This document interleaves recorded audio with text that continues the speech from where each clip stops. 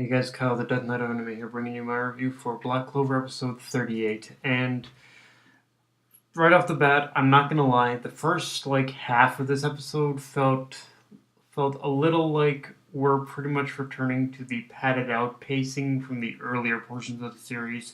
And if that is the case, I'm honestly hoping and crossing my fingers that it's not a sign of Pure about to pull some crap, which it probably is, but it's just it's one of those things for me where we pretty much we returned off the heels of a fairly awesome arc, so I'd like to keep this rhythm and pace going if at all possible. But if this is, I mean, I know the Black Clover is still gonna have its slow paced episodes, but I don't want them to be all like this. I want to keep continuing with the pacing that we were getting in the past couple of episodes already. um, but I'd like yeah, and I would like this pacing to keep going if at all possible too. And as far as the story itself in the first couple minutes, um, we basically learned that the Mother Teresa the nun survived, which again I'm still a little iffy on the technicals of that, considering she was impaled. Yeah, I'm gonna keep repeating that until my throat goes red. She was fucking impaled, but she pretty much somehow survived, which I assume that they must have some really fucking good medics. I don't know, I don't know how you survive being impaled, but whatever. I mean, I guess if I suppose Best Genius can pretty much survive being punctured in the stomach by All for One. I guess anything's possible. But yeah, I'm still a little iffy on that one. But on the flip side, at least it gave at least Teresa surviving gave Gauch's story arc a little bit of closure. Although, did we have to immediately jump back into him acting like a weirdo, especially during that whole eating contest where he said he'd rather devour his sister than what they were eating? Like, seriously, Gauch, what the fuck? Serious, you are the weirdest person I've ever. I don't think even weird is the right way to put it. Gauch, you are just a freak, a total freak. I'm just saying that right now. Like, damn. And Scarlet, I gotta give the girl some serious props, some serious street cred for stealing that first kiss from right under Noelle's nose, and I gotta give some serious street cred to pretty much her for stealing Asta's first kiss right under Noelle's nose. And again, it just reinforces to me that Asta, bro, I love you, but you need to give up on the sister, dude. There's plenty of fish in the sea, and right now, you have quite the selection of beauties currently crushing on you, so ditch the sis and take a look at what's right in front of you, because you got a plethora to choose from, bro. Like, yeah, shoot, just consider it, okay, dude? Just saying, okay? and and now, actually, speaking of Asta, we see pretty much the Wizard King and his right hand man Marks calling on him to help with the interrogation of the Midnight Eye members that are pretty much captured that are pretty much that they captured during the whole capital invasion arc. And there's two honestly with that whole interrogation scene, there's definitely two things for me to note there.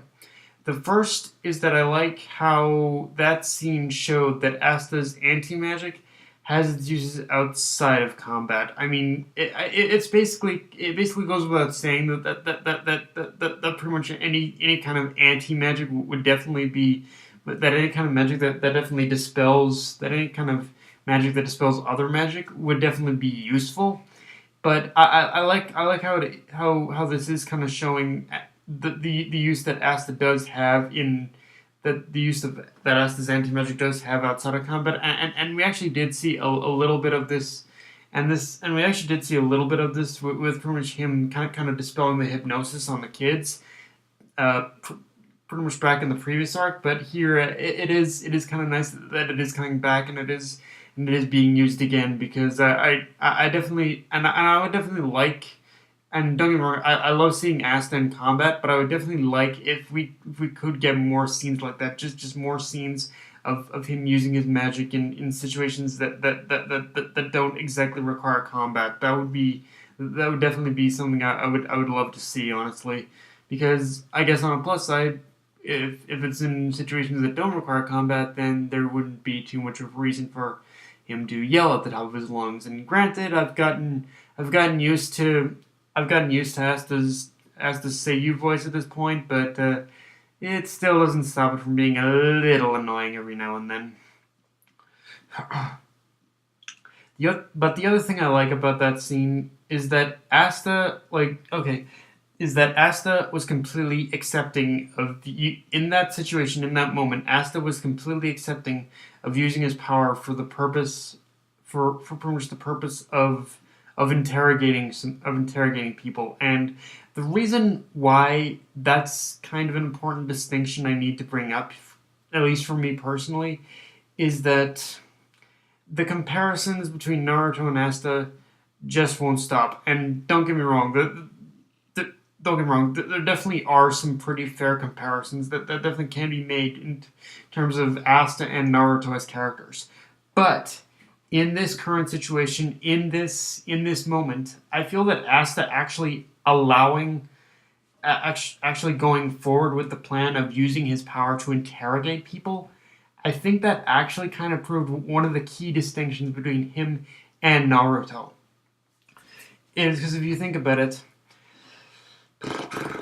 Naruto, he would never be okay with accepting anything like that. Rather, he'd try and talk it out. He'd try and talk it out using the talk no jutsu in order to get and get answers that way. But just talking it out, sharing feelings with each other, talk no jutsu, that kind of thing. Although I am speaking strictly from the perspective of Naruto in the Naruto and Naruto Shippuden series. I don't know how he'd handle that in Boruto canon. I haven't seen enough of Boruto yet. But yeah, that's what Naruto would do. Asta, on the other hand, because of Asta, on the other hand, because he's Asta on the flip side, however, because he's had experience of dealing with the Midnight Eye, I think he almost recognizes how fanatical that pretty much the entire group is, and that whether or not he's okay with it or not, I think he does accept that in order to deal with a group like the Midnight Eye, you definitely have to use a little more extreme measures in order to get the results you wanted. And I think he saw. I think even though it seemed he just kind of just went along with it. I think somewhere in his head, I think on a visual storytelling standpoint, I think they were trying to show that, yeah, I have to do this because it's necessary. Like I'm probably reading way too much into it than I need to, but that is definitely kind of how I perceived just that whole interrogation scene, honestly. And so we get formally introduced to the newest Magic Knight, to pretty much two of the newest Magic Knight heavens get formally introduced. Rill of the Azure Deer Order and Guldre of the Purple Orca Order. And out of the two of them, Rill was the one that really kept my attention, honestly, just in the fact that his hair practically seems like a bit of a phosphorus glow in the dark kind of hair, but also that honestly he really just kind of reminds me of myself, and just in how nervous he was getting being around the other captains. And yeah, in a formal situation like that, Rill is me. Like how Rill was acting in this episode around the other captains, that's pretty much how I would react. I get so fucking nervous and a little stuffy in formal informal situations that I just can't help but I have to find times in order to let loose. I have to take what opportunities I can in those situations to let loose.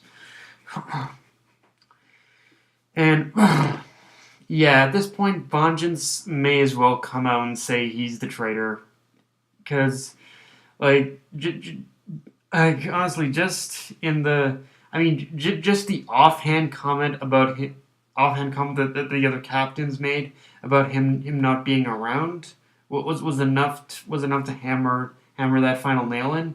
But just like pretty much the ending of this episode is a total fucking cock tease. And honestly, if they pull a honestly at this point, there's been so much evidence stacked up against Vengeance at this point that if he even if the show even tries to pull a in order to pull a a fake out, I'm not gonna believe it because that is gonna be the most piss poor fake out I've ever seen in an anime. Period. Because they just made it way too obvious at this point. So, and I'm not saying that as a thing against it. Honestly, like if anything, I've almost kind of admire it for almost making it so obvious in a way. But but yeah, guys, that's that's my review. If you enjoyed the video, like, comment, subscribe, follow me on Twitter and Facebook. Death Knight of Envy, signing off. Later, guys.